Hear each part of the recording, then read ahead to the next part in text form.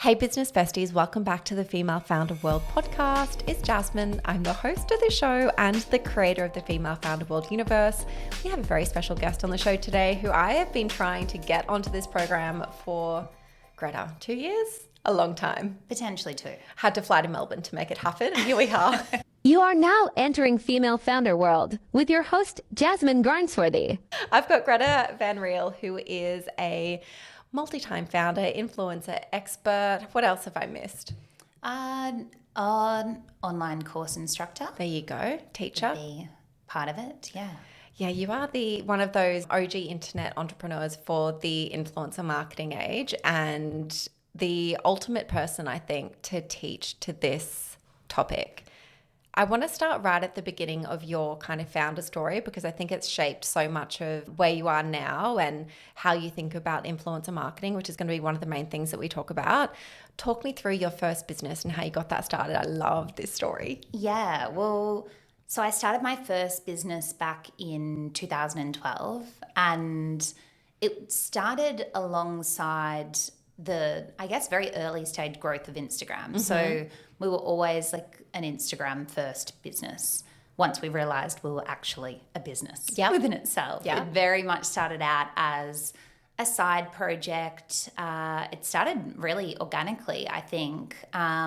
It was very much the detox era, I must say. 2012, very different time to be on the internet. Very different time to be a young girl in the space. So I think and it's the same with all of my brands. They were very much the stage that I was at personally at that time as a 22-year-old girl. Mm-hmm.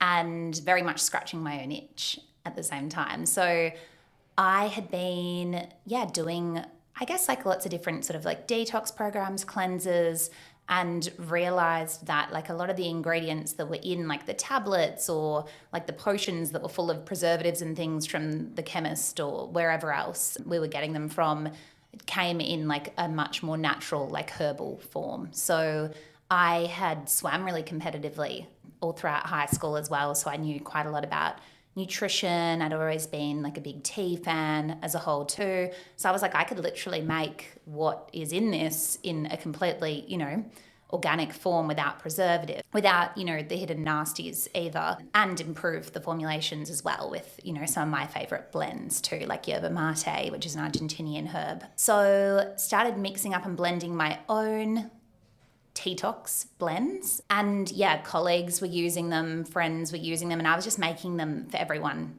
just because I wanted them to do it with me. And it kind of got to the point where I was okay, I can't just keep making these for everyone. It actually is quite costly to create. So I was how can I ask people for money? And I was okay, I'll make a website and I'll start to sell it. And then, Was Shopify around then? Shopify was around then, yeah. So I literally Googled how to create an online store or how to make a website, to sell things, some sort of really crude sort of wording. I had no idea what the word e-commerce even was then. Shopify came up and I created our website in, I think a day, a pretty big Sunday, and we launched it. I love that. Still at that stage. Yeah. I'm so not used to saying I now. I launched it that night and we had 4 sales overnight. I posted on an Instagram account. I'd followed a bunch of friends and friends of friends. 4 people purchased. And I was what in the world? Where did they come from? And I was well, must have been Instagram. That's the only place I shared it. So I was I think basically from day one, I was okay, well, the way to get more people to buy more tea is to grow our Instagram account. So we just started, I just started getting home. I was still working a 9 to 5 at the time. It was my first job right out of uni. And I just started literally just following every single person I knew, then every single person that they knew. And it was still the early kind of Wild West days of Instagram where there were no rate limits. And because our account kept growing, people would be what is this larger account now following me? This is, strange. And they'd be much more likely to sort of follow back. So all I would do is, grow our Instagram account and the brand would grow concurrently. So basically that was, it all happened really, really quickly. That was probably all within the first, few weeks sort of thing. And we started, very lean. Not that I knew what the word lean was. I actually had $24 in the bank at the time because I was very much just living paycheck to paycheck. That wasn't a concerning thing. I lived at home with my mum. I was about to get paid like a few days later as well. And my mum still reminds me that I actually owed her $500 at the time too. So maybe I had like negative $400 and something dollars. Thanks, Mum. Yeah, thanks, Mum. So we were doing kind of like a pre-sale model, and again, did not know it was called a pre-sale model, but basically because I was working 9 to 5, I'd take the orders during the week and then I'd buy all of the raw ingredients, mix them up, blend them, package them and send them out on the weekend. Which is such a smart way to like prove out a concept, even though you probably didn't know that's what you were doing at the time. No, I very much did not know that's what I was doing at the time, but it worked really nicely. So if there's ever any product you can create by hand, I know it's very similar to the Frank Body story. So Brie is my stepsister actually. Okay. So they started creating it with the used coffee grounds from her husband Steve's cafes. So it was very much the same. You could like mix it, blend it, package it up, send it out. They put theirs in craft bags by then. And I think mine were in like these cellophane little bags. I do not know what it looked like people were receiving in the mail. It was kind of terrifying. Australia Post is like, we're just going to check this one out. This person's sending random herbs and cellophane. We never got in. There was no transparency. And you hit some pretty crazy milestones really, really quickly. What were some of them? Yeah, so within 6 months, we'd made over $1 million in revenue, and we were doing over $600,000 a month US by that 6 month mark as well. So suddenly around that like 4 to 6 month mark, it really, really took off. And I think just a lot of the growth started to compound. We'd really started to scale things like our influencer marketing efforts. At the time, influencer marketing was very much like a person with 1,000 followers was actually quite a large influencer. And I think, the largest sort of level influencer would be like someone with 10, 15,000 followers at the end of 2012 would be considered pretty big at the time. I remember like a lot of the early stage influencers we worked with who now have over 1 million followers, had under 10,000 followers. And we grew our Instagram account to over 200,000 followers in that first year, which really, really helped when it came to influencers too, because it was very much like if we reshared what they created of us, they could grow 10,000 followers just from us resharing that as well. So it actually was that case. A lot of brands try to say, and we'll offer you this in terms of exposure still now. And that's usually, it's a bit less effective these days. But back in those days, the exposure was actually pretty critical. So interesting. Yeah. I'm so curious. So you get to this point where you're like, okay, we're doing some serious numbers now. It's pretty early on still. How do you go from that person who's like at your mum's house with $24 in your bank account, just kind of trying this thing, to then putting in place systems and professionalizing what you're doing to be able to scale? Like, what is that point? It was really interesting. I mean, because I didn't really have a background, I did not have a background in business. Nobody that I knew had a background in business, nor my family. I was just very much learning sort of through trial and error and Googling things. And we were still manufacturing by hand at that stage. Wow, okay. I think we were sending out close to 20 to 30,000 orders a month by hand. I'd moved out of home because Mum couldn't deal with it being on her kitchen table anymore. Fair. Every night she'd be like, clear the table for dinner. I'd be like, Mum, there's 10,000 tea bags on the table. It's not happening. So we very much, I think manufacturing was a huge one for us. And I remember literally thinking, how do Lipton do it? Like how, clearly they're doing this in some sort of way. That's how naive I was. I had almost no idea. We found our first manufacturer in Australia. And then we started going down the bulk manufacturing path because our Australian manufacturer couldn't keep up with our volume either. So we started looking into China, and I did a trip to Hong Kong, and I ended up moving to Hong Kong for a bit over a year after that, a year and a half around, on and off.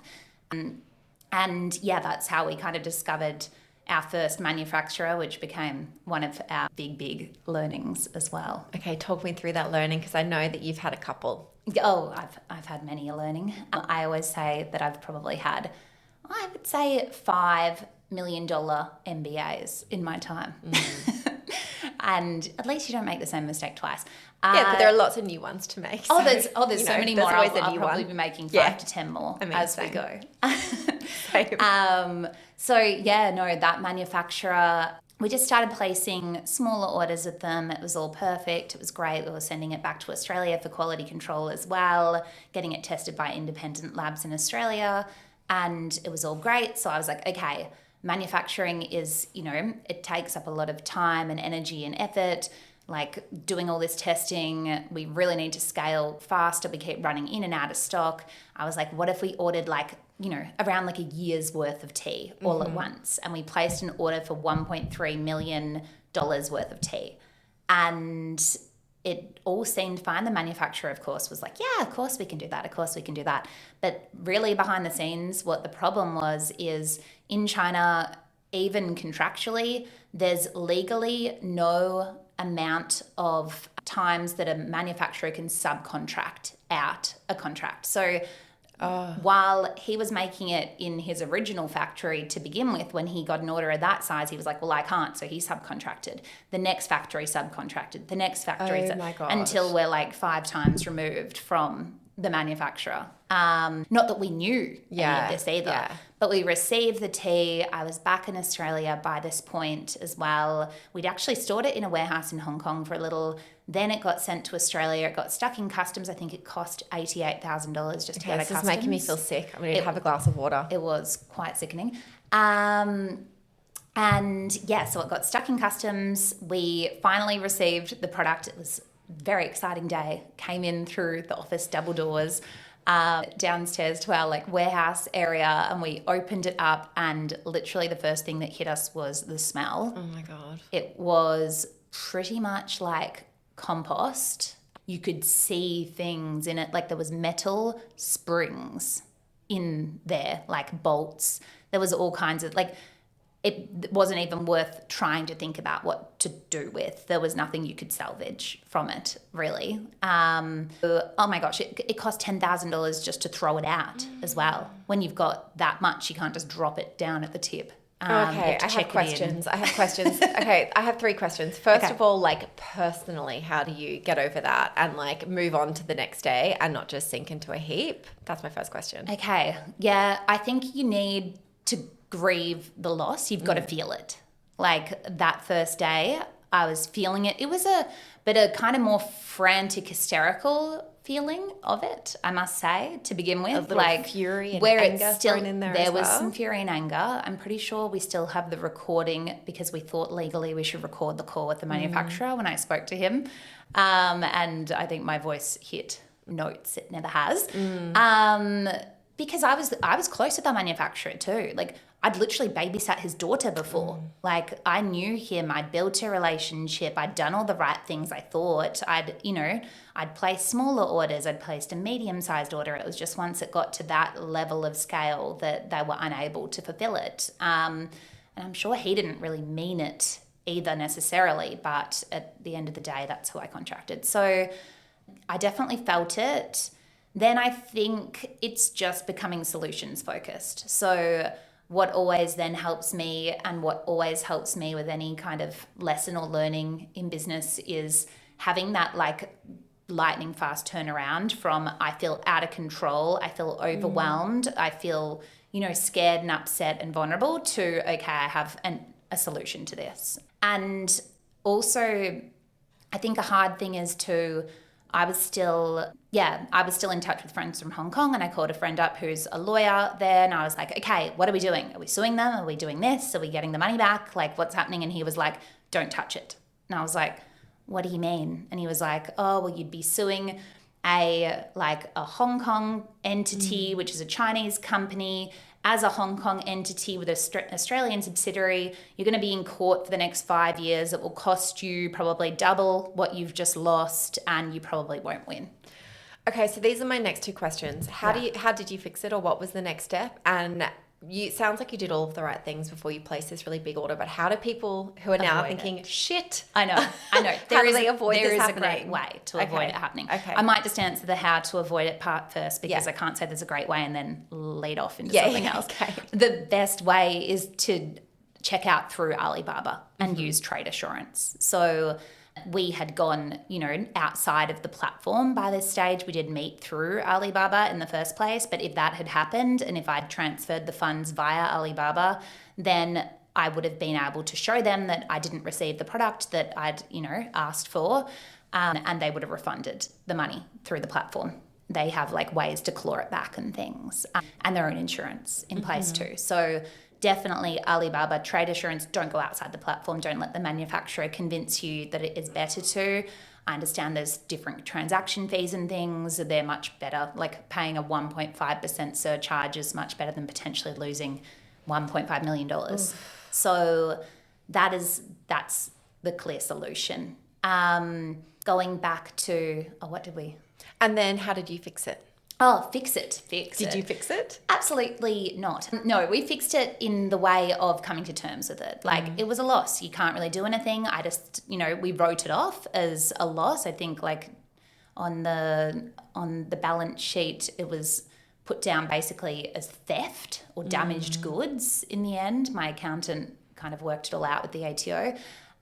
So we're like, okay, well, slight tax benefit, not really, but I mean, the biggest thing that you can do sometimes is cut your losses and move on quickly. And if I had been distracted by that for the next, 3 to 5 years, and if I'd spent double that in legal fees and potentially still lost, I wouldn't be sitting here today, I'm pretty sure.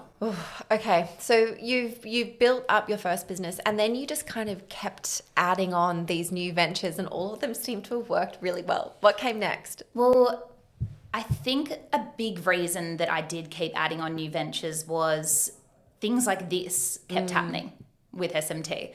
So I basically had this moment in Hong Kong one night where I was freaking out. Every night I'd go to bed and be like, this has all happened so quickly. I now am 23 years old. I live in Hong Kong. I live in a service department in the Four Seasons in Hong Kong. One of my team members lives in another service department in Hong Kong in the Fourth. What is this? This is not real life. I would sit there staying up all night sometimes and just watch a thunderstorm over Victoria Harbour and be like, this is a movie. This is not real. Hong Kong is La La Land as well anyway. So it kind of wasn't real. And I kept being everything has happened so quickly, seemingly overnight. That means that everything can go under just as quickly and fail just as quickly in my mind. I thought that, it can all be taken away just as fast overnight. And it took until a friend of mine, his name's Jacques, and he was the head of one of the biggest turnaround companies in the world, called Alvarez and Marsal or something. They help companies that are losing hundreds of millions of dollars back to making billions again. Huge company, impressive guy. And I basically said to him exactly how I'd been feeling. And I was like, what if I lose everything? And he was like, Gretta, today is Thursday night. If you lost everything by Friday, what would you be doing on Monday? And I didn't even think, and I just said, starting again. And he was like, exactly. What you're learning is repeatable. You could just start this again. And so that's sort of what I did. Okay, so what was repeatable and that you implemented into your next business? Was it Drop Bottle that was next, or Fifth Watches? Yeah, Drop Bottle was next. Yeah, which was what, for people who don't know? Yeah, Drop Bottle is a fruit infuser drink bottle. So basically a bottle that can infuse just nutrients and flavour into your water sort of on the go. It was off the back of a big popularity and trend, health trend on Instagram, just where people were, adding water, cucumber, whatever. Sorry, water to their water.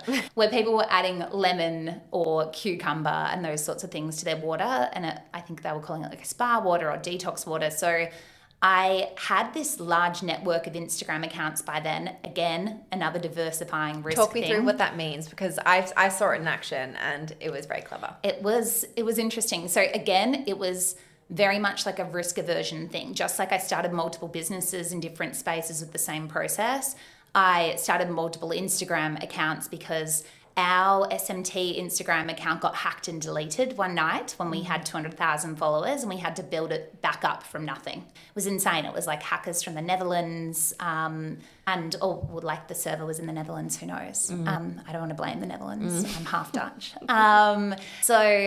Basically we lost that Instagram account overnight, and I was very much like, okay, like this can never happen again. And so we built an account network of probably like 10-ish key or core accounts, all in different niches, mostly the health niche, but all different areas of that niche. So I had one that was called Detox Tips, we've still got, that of course like went really well alongside SMT.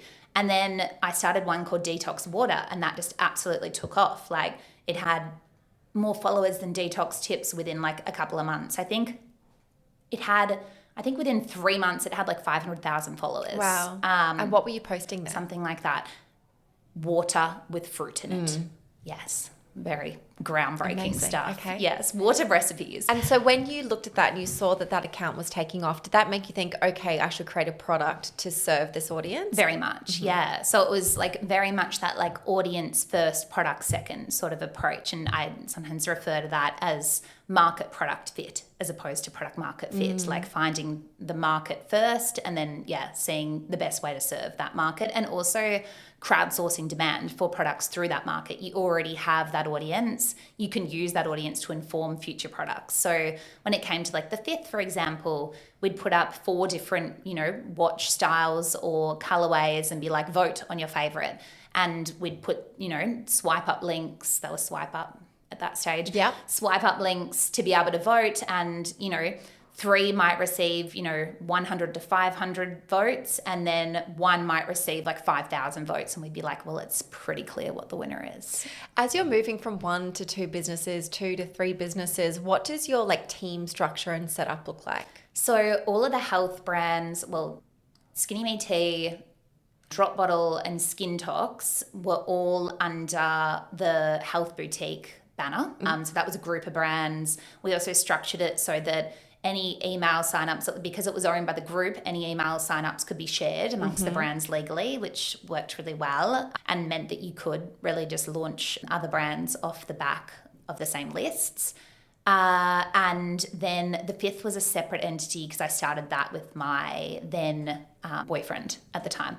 So I had a co-founder there, and so that was entirely separate. We had a pretty separate team. My team still serviced the fifth from early days. So before launch, to get it through to that sort of launch stage, we used the same kind of like creative guy, for example. Okay, so now you also have the agency Hey Influencers, because this is, the formula that you've used to build all of these really successful e-commerce companies. And I want to understand, let's say that someone comes to you now and they want to launch a new product, or they come to your agency, they want to launch a new product, or they want to launch an entirely new brand. What is the formula now?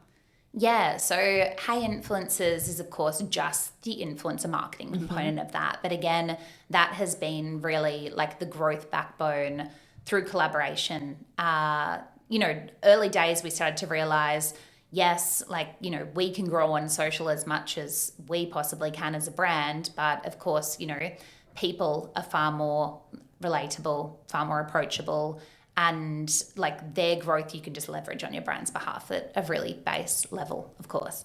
So we started to collaborate with, just multiple influencers.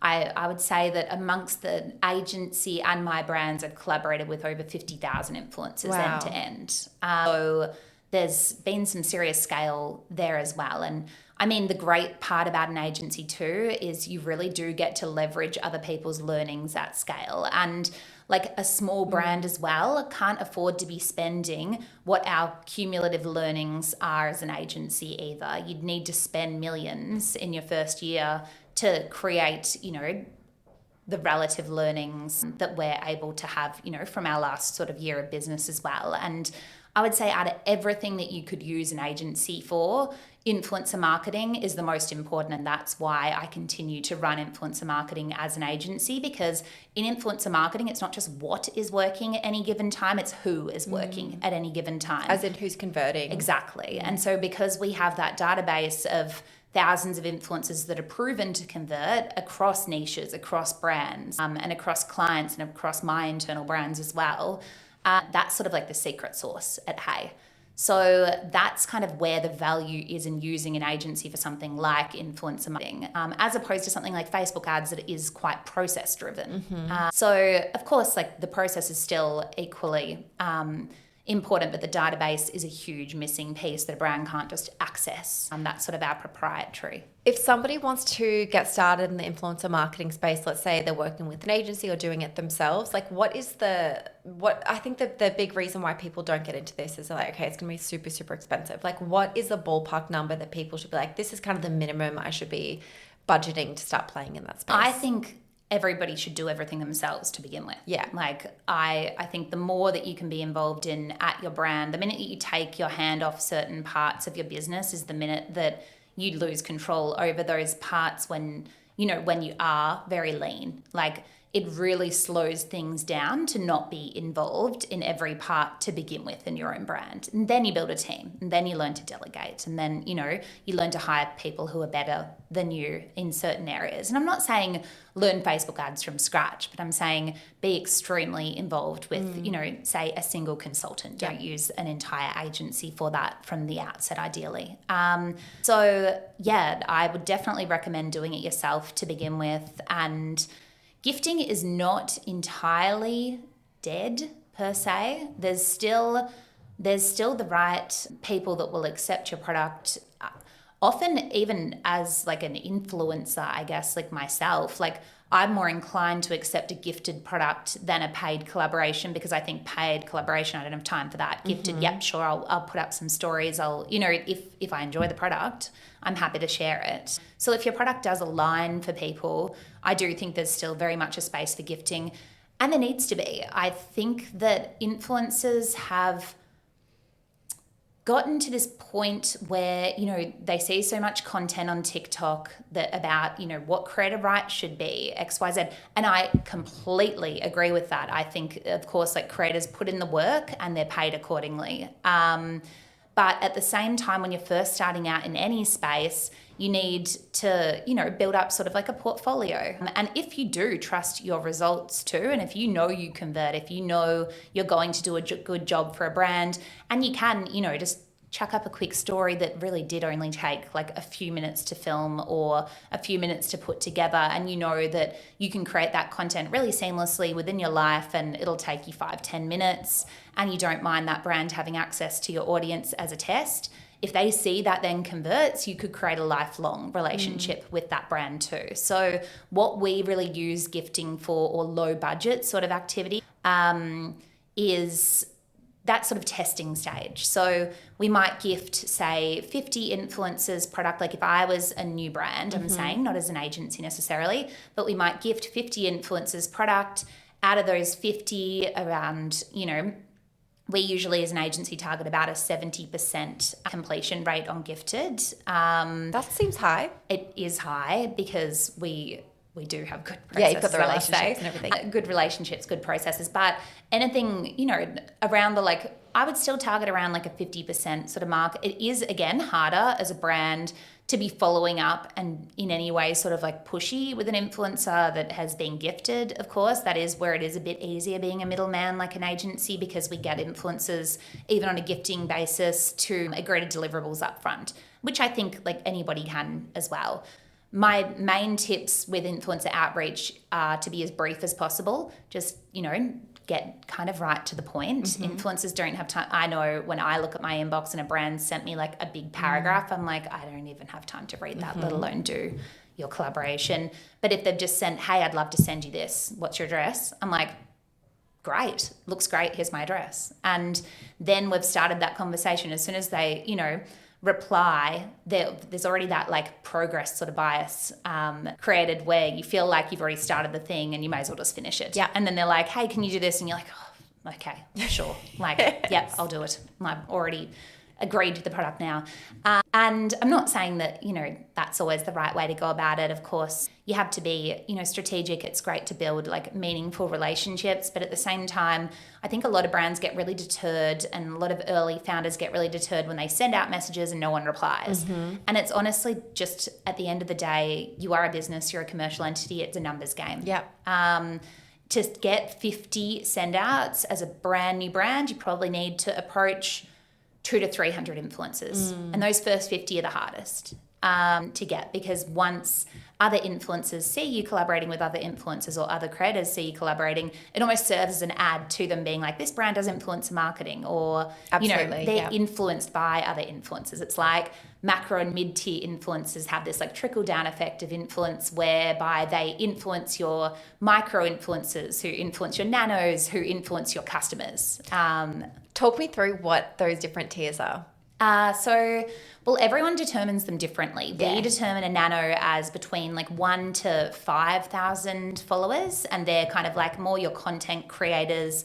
They're very like up and coming. Then your micros we determine as from 5,000 to 50,000 followers. A lot of people put that up to 100. To me, like, just due to budget as well. We just leave that at 50,000, because anyone above that is a much higher budget sort of activity these days as well. Because on somewhere like Instagram, for example, where the growth has slowed down, like, it has taken people years to build up to a 50,000 follower mark, and they do have a more established audience as well. So then the next tier up is that kind of mid-tier, which we classify as 50 to 200,000 followers. 200 to 500,000 is a macro, and anyone kind of 500,000 plus is kind of like more like mega or celebrity sort of. I want to really make the most of your expertise today. You've launched all of these different brands. You've worked across a bunch of different other brands launching as well through the agency and through the work that you're doing teaching as well. And if you were starting a new product, you wanted to launch something in the next year or two, like, what are the steps that you're following to make sure you get that 0 to 1 traction? Yeah, no, of course. I think a way that I think of it is like, if I had to start like from scratch and build $1 million brand again as quickly as possible tomorrow. Yes. How? The highest leverage way that I would do that is through an influencer partnership. I would co-found the brand with an influencer. You've got that automatic audience. You can start to do exactly what I was saying earlier, start crowdsourcing demand for a product, working out, with, of course, alongside the influencer themselves, and ideally you know and have a great relationship with the influencer already, but if not, you can build that. And a lot of influencers now want to move more into the business space, but they don't understand or know exactly how to do that, and they need somebody to run sort of like the business and commercial side of that, so that basically all they've got to do is post and be sort of like the face of the brand, and the rest is you working behind the scenes to do that. So like that is probably the fastest way to grow, because you get that instant audience and you get that instant trust, and you're kind of leveraging off that pre-existing audience they've built for years. Smart.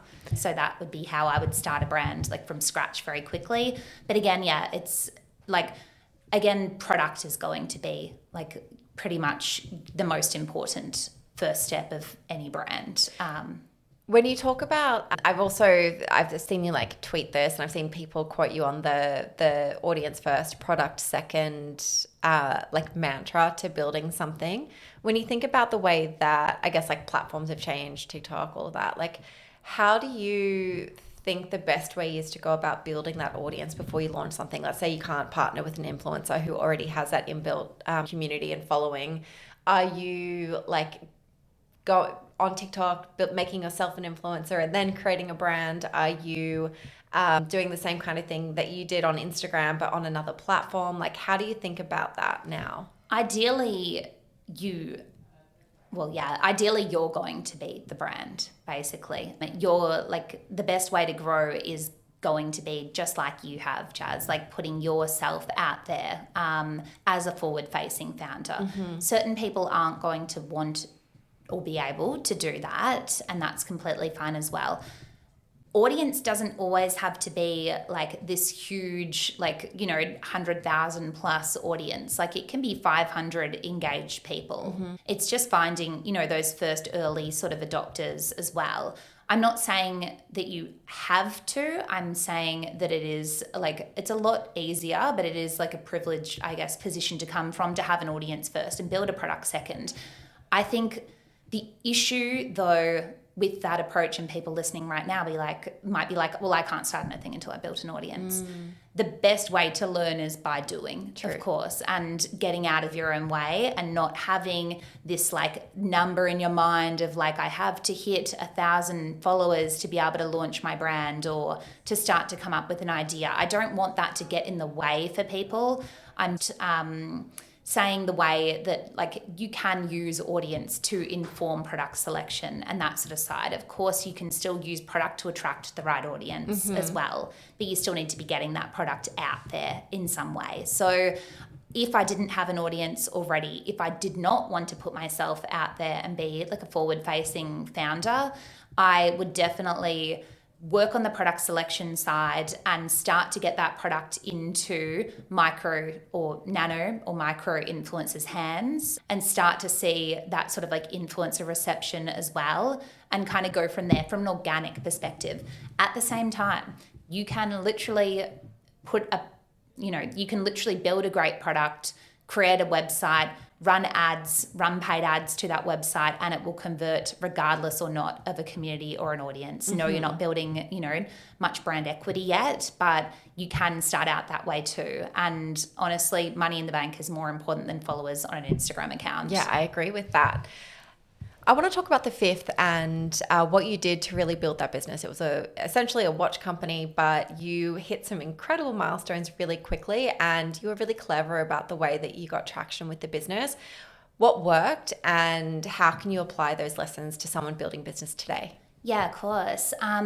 Well, I think a lot of the time when you're thinking about like differentiation in a business and how to make your product different and better than the sea of others out there, like personally, I love entering a saturated market because there's already validation, there's already demand for your product. So if you can do it differently and better than the others out there, which is actually quite simple a lot of the time as well, literally just read the negative reviews, find the commonalities in the negative reviews and fix them, you can differentiate yourself. But when it comes to a watch, you can't necessarily reinvent the wheel too much. It's going to have a round or a square or a rectangular face. Yeah, you could do a smartwatch, you could do a low tech version of a smartwatch. Like there's certain things that have all kind of been done before. So it's hard to differentiate when it comes to, I guess, like functionality. But when I'm thinking about product differentiation and kind of like ideation and my process for that, I think of differentiation through design, through function, through time, and through price. And so the fifth was very much time-based differentiation. So we were very similar to a lot of the other watch sort of brands out there. We're actually made in the same factory as like a lot of the big players. And our key point of difference though was, time. So we were only available on the 5th of each month for 5 days, which created quite a scarcity model. And that scarcity also, I guess like the scarcity increased demand, while the exclusivity created through that increased perceived value. So usually something is exclusive because it's expensive, like a $10,000 Chanel handbag. Only so many people in the world can afford a $10,000 Chanel bag or want to buy a $10,000 Chanel handbag. So that is why it's exclusive. Whereas our watches were a pretty kind of affordable price mark. They were under the 150 Australian dollar mark, which is, just over 100 US. So they were definitely affordable, but they were exclusive by time, not by price. That's so interesting. Can you also talk me through what those other, I think you mentioned 4 things that are kind of the differentiating factors that you think about when you're launching a new product or when you're thinking about developing a new product? What are some of the other ones? Yeah, so design could be, anything along the lines of sustainability. It could be changing up colorways in a traditionally really old industry. Like I've seen, a recent baby brand on Instagram that redesigned the like little baby blow-up backyard pool, and they've done it in, terrazzo, and they've done it in kind of like a grid and like really beautiful, like more modernized versions of like older brands, and there's just still so many that are kind of ripe for disruption. Most of the like kind of really big evergreen industries are so ripe for disruption. So like home products, pet products, car products, baby products. There's so many that you could change just simply through design. So that, yeah, design is a really great one.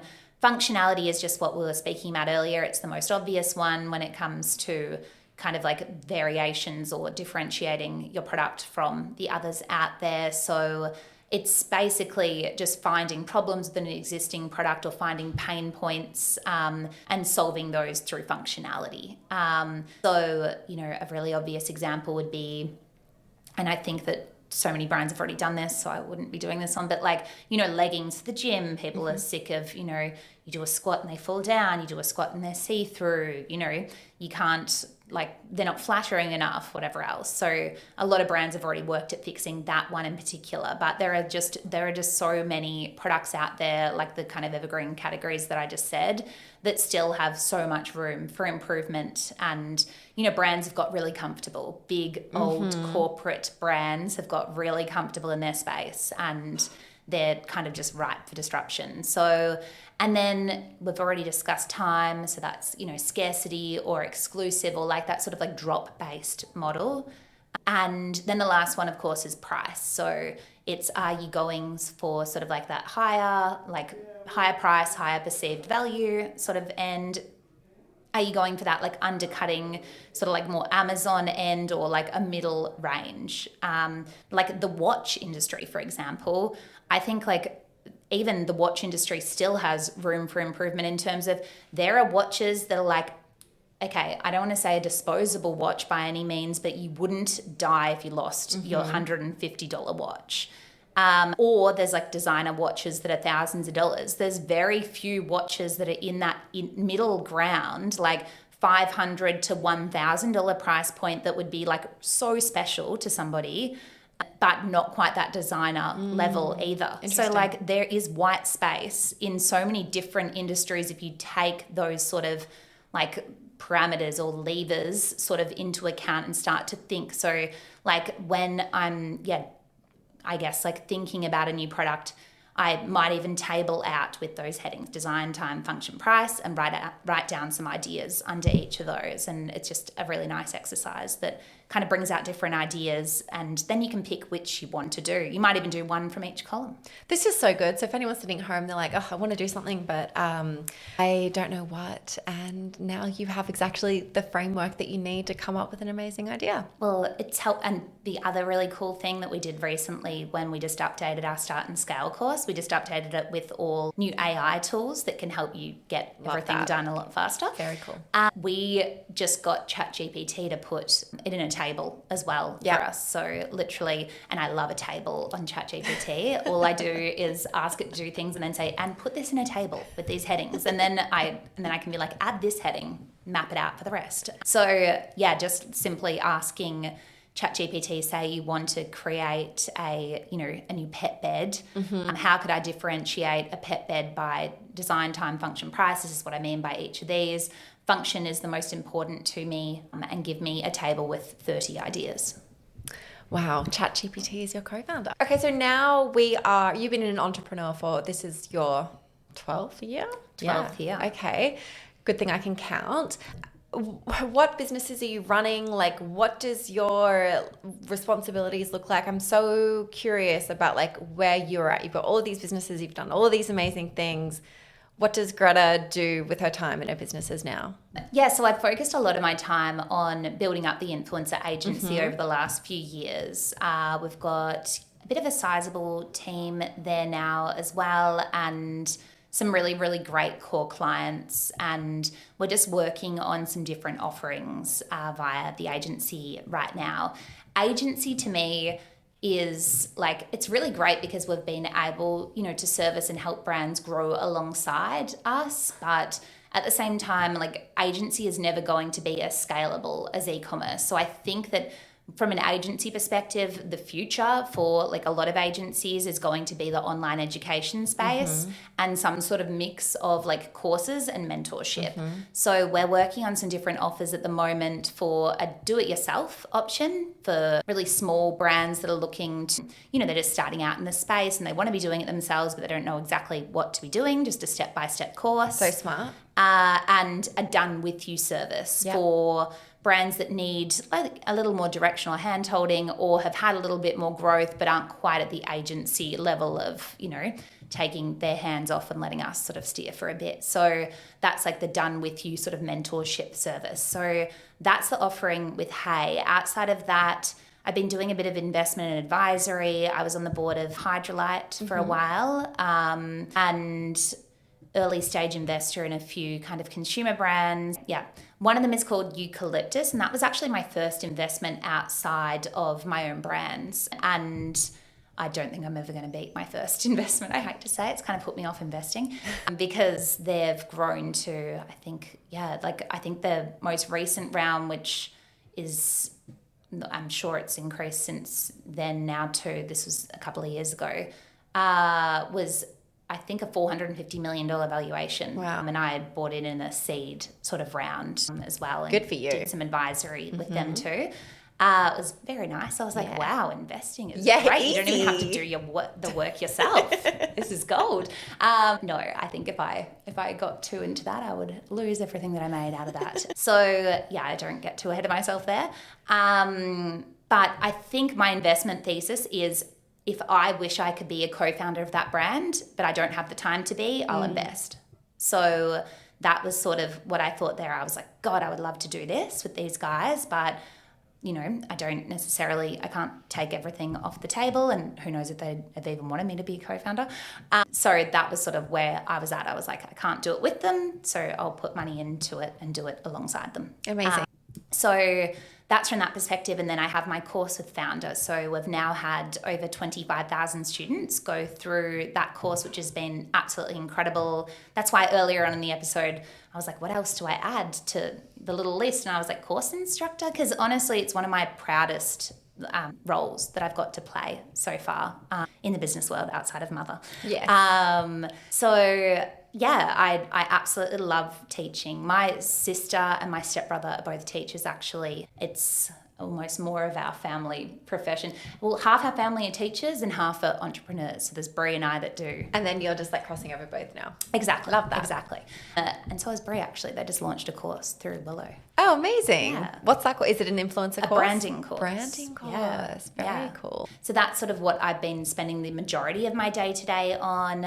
And I am currently working on a new e-commerce venture. Ooh. I don't even feel confident to say, well, not confident. I don't even feel, it's still early. How to put it. It's very early days. And I feel nervous to say it because I don't know where I'm going to get the time from. Yeah. But you know how it is. Commit to it on the show and then now you're committed to it. Well, yeah, let's hope. Yeah. Although that can cause a fake dopamine spike. Yes. If you like say you're going to do something, So it true. can feel like you've already done it and you're like, there's the dopamine, I'm done. So I don't true. even need to do that. It's like me being like, I'm going to do an Australia tour for my events. And then I'm like, shit, I actually have to fly to all of these places and do all of this. Yes. Leave my baby for a day. Leave my baby for a day. Greta, the last thing I ask everyone who comes on the podcast is for a resource recommendation, something that has been helping you as you've been up-leveling and building your businesses and that you think other people should go and check out. Yeah, so I mean, two apps that I use on a daily basis to kind of learn and upskill quickly are just the book summary apps, Blinkist and Headway. Mm-hmm. I think it's called Headway.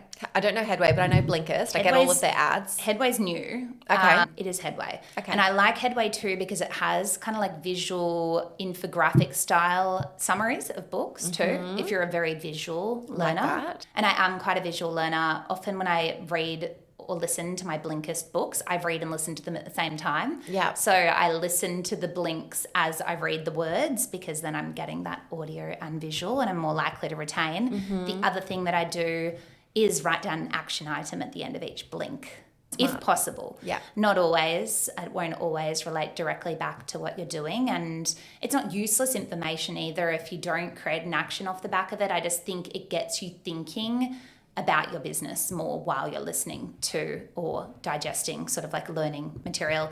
My favorite book of all time, though, I must say, and the book that changed my life in business the most, and I wouldn't have started the Fifth Watches without it, is Influence, the Psychology of Persuasion by Robert Cialdini. Okay, we'll put it in the show notes for people who want to go and download that now. Yeah, no, that's an amazing one. It has the 11 different principles of, I guess, like consumer psychology, like reciprocity, social proof, scarcity, those sorts of, but just applied really well to examples. And yeah, I don't think we would have started our model for the 5th, which was that we only sold the watches on the 5th of each month for 5 days, or had the success that we had off the back of that. We had our $1 million day with the 5th watches as well. I don't think I would have started that if I hadn't just read Influence on a plane. Amazing. I love that. I could talk about this stuff with you all day, but we are at time, very sadly. Where can people find you? On the internet? People can find me on the internet. They can find me on Instagram, Gretta, there. Just my name. And yeah, that's about it probably. Amazing. Okay. Thank you so much for coming on the show, Greta. This has been one of my favorite episodes. So good. Oh, thank you so much. Quick shout out to all of our Business Bestie subscribers. If you are loving the show and you are building a consumer, CPG or e-commerce business, or you're about to build one, this membership will give you access to the people, experiences, and the tools that you really need to build your dream business. Head to femalefounderworld.com/subscriber for more.